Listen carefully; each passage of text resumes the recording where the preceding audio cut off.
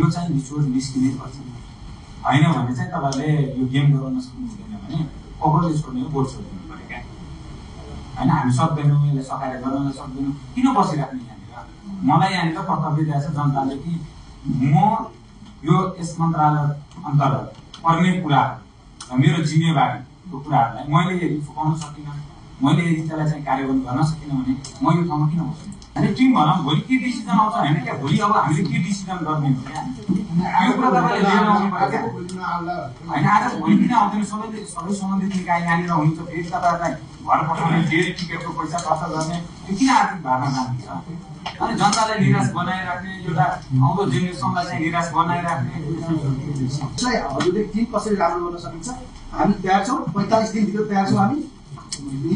अनि यो कमिटमेन्ट गरेको कुरा भोलि गएर चाहिँ यो कारणवश गर्न सकिएन, अल्झाउने यी कुराहरू गर्यो भने त्यसको लागि चाहिँ कारबाहीको प्रावधान के भन्छ?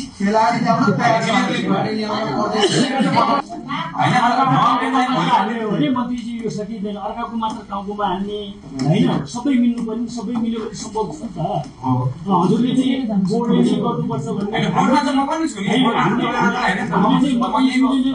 यसरी हुँदैन, सबैले सामूहिक रूपमा गऱ्यो भने। मलाई चाहिँ यो पोलिटिक्स भन्ने कुरा, यो घुमाउने कुरा चाहिँ त्यसको लागि चाहिँ मलाई चाहिँ जनताले चाहिँ चुज गरेर चाहिँ यहाँनिर पठाएको हुन्छ होइन, न मलाई कसैले टिका लिएर यहाँनिर लिएर पठाएको हुन्छ।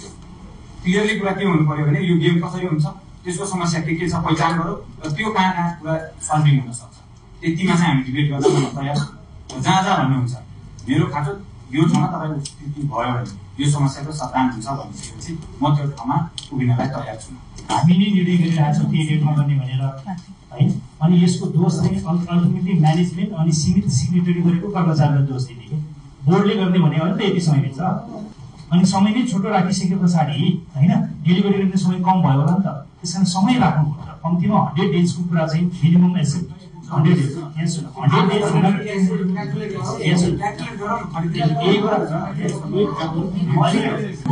सबै तयार हुनुहुन्छ।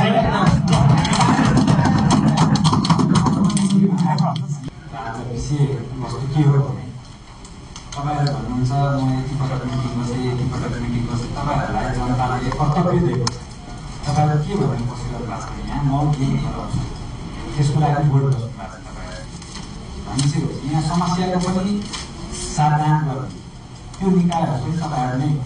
अनि यहाँनिर चाहिँ समस्या पोखिरहनु भएको छ, कोही पनि व्यक्तिले तपाईँहरूले समस्या उठाउँदै गर्दाखेरि यो समस्या यो निकायमा सल्भ हुन्छ, म यो समस्यालाई सल्भ गर्छु भन्ने फ्याक्टर नलाग्नुपर्छ।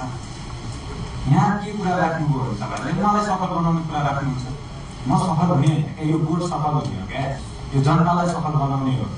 जुन कुरा एउटा सिस्टम राख्नु भएको छ खेलकुद गराउनेको कुरा, त्यो कुरालाई चाहिँ सफल बनाउनु पऱ्यो क्या तपाईँहरूले चाहिँ। कसले सफल गरायो, के सफल गराएको कुरो होइन क्या। तपाईँहरूले यदि आफ्नो कर्तव्य राम्रोसँग गरेको भए आज यो दिन आउँदैन। जनताले विश्वास गुमाइराखेको अवस्था छ। हामी चाहिँ यहाँ नियम भन्छौँ, कानुन भन्छौँ, सबै कुरा त्यसलाई कसरी लम्ब्याउने म त यहाँ त्यो मात्र कुरा देख्छु। तर कोही खेलाडीको लाइफ गइराखेको छ, उसले कति दुःख गरेछ, उसले कति सङ्घर्ष गरेछ, ऊ कहाँनिर जन्म्या होला, ऊ कहाँनिर हुर्क्या होला, उसको लाइफको कुरालाई चाहिँ लिएर हामी चाहिँ त्यो माथि प्ले गर्नलाई यहाँनिर बसिरहेको छौँ होइन। सेन्सिटिभ नै नभइदिने क्या, सेन्सिटिभ हुनु पऱ्यो नि हामीले। अब पूर्वाधारको कुरा गरेछ, बिजुली बत्तीको कुरा गरेछ, त्यो अब हामी सम्बन्धित प्रदेशकै पनि मान्छेहरू छौँ त हामी, त्यहाँनिर प्रदेश